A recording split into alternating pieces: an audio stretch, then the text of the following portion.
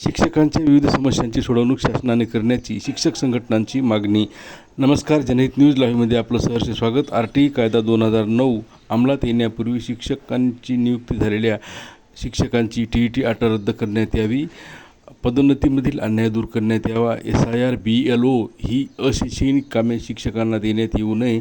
तसेच विद्यार्थी व शाळाविरोधी संच मान्यता धोरण रद्द करण्यात यावे आदी मागण्या जिल्हाधिकाऱ्यांमार्फत मुख्यमंत्र्यांकडे विविध शिक्षक संघटनांनी संयुक्त निवेदनाद्वारे सादर केल्या आहेत. अनेक दिवसापासून TET हा विषय गाजत आहे महाराष्ट्रभर. या TETच्या संदर्भाने भारत देशामध्ये सुद्धा फार उद्रेकी वातावरण शिक्षकांमध्ये निर्माण झालेलं आहे.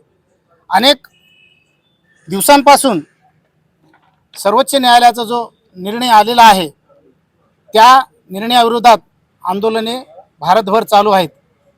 त्याचाच एक भाग म्हणून आज 9 जुलै 2026 रोजी महाराष्ट्रातील सर्व शिक्षक संघटनांच्या वतीने TET या मुद्द्यासह अनेक महत्त्वपूर्ण मुद्द्यावर आज आंदोलने महाराष्ट्रभर शिक्षकांच्या वतीने होत आहेत. त्याचाच एक भाग म्हणून आपल्या नांदेड जिल्ह्यामध्ये हा भाग निवेदनाचा भाग म्हणजेच हा आंदोलनाचा भाग आम्ही इथे थोडक्यात स्वरूपात घेतलेला आहे निवेदन देऊन.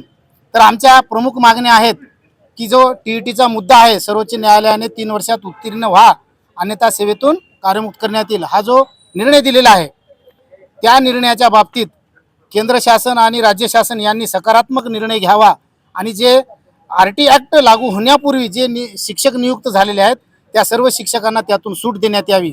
आणि पदोन्नतीचा जो विषय आहे तो पदोन्नतीचा विषय जे TET उत्तीर्ण झाल्यावरच तुम्हाला पदोन्नती देण्यात येईल ही अटसुद्धा जुन्या शिक्षकांना जे RT ॲक्ट लागू होण्यापूर्वी नियुक्त झाले त्यांना ती अट वगळण्यात यावी. हा सगळ्यात महत्त्वाचा मुद्दा आहे. आणि जर तुम्ही परीक्षा घेतच असाल तर नियुक्त होण्यासाठीची जी परीक्षा आहे त्या परीक्षेच्या व्यतिरिक्त दुसरी परीक्षा आमच्या जुन्या शिक्षकांसाठी घेण्यात यावी. त्यांच्यासोबत जे नवनियुक्तांसाठी जी परीक्षा आहे ती परीक्षा आमच्यासाठी लागू करण्यात येऊ नये. ज्याप्रमाणे केरळ, तामिळनाडू, उत्तर प्रदेश, कर्नाटक यामध्ये घेण्यात येत आहे तशी परीक्षा आमची घेण्यात यावी.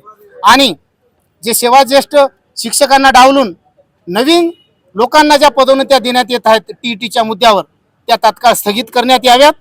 आणि शिक्षकांना निवडणुकीचे अवांतर कामे BLO, SIR असे अनेक प्रकारची कामे आम्हाला लावल्या जात आहेत ती अशैक्षणिक कामे आमच्यापासून काढून घेण्यात यावीत आणि फक्त शिकवण्याचं काम आम्हाला देण्यात यावं. अशैक्षणिक कामे देण्यात येऊ नये. त्यातल्या त्यात जे काही संच मान्यतेचा निर्णय आहे शाळाविरोधी विद्यार्थी विरोधी धोरण ते कृपया रद्द करावं असं आम्ही आज जिल्हाधिकारी कार्यालयामार्फत मुख्यमंत्री महोदयांना निवेदन पाठवलेलं आहे. याबाबत जर सकारात्मक निर्णय माननीय मुख्यमंत्री महोदयांनी घेतला नाही तर पुढील काळामध्ये आम्हाला नांदेड जिल्ह्यामध्ये उग्र स्वरूपाचं पावित्र्य घेऊन आंदोलन करावं लागेल संवैधानिक पद्धतीनं. हा भाग निवेदनामध्ये आम्ही नमूद केलेला आहे आणि एक स्लोगन खाली थोडक्यात लिहिलेलं आहे साहेबांना, मुख्यमंत्री महोदयांना, माननीय मुख्यमंत्री महोदय शिक्षकांच्या मागण्याकडे जरा लक्ष द्या हो, जरा लक्ष द्या हो ही आमची विनंती मुख्यमंत्री महोदयांनी मानावी आणि आम्हाला न्याय द्यावा ही नम्र विनंती. महाराष्ट्रामध्ये शिक्षकांच्या महत्त्वाच्या प्रश्नाविषयी शाळा 9 जुलै शाळा बंद आंदोलन सुरू आहे.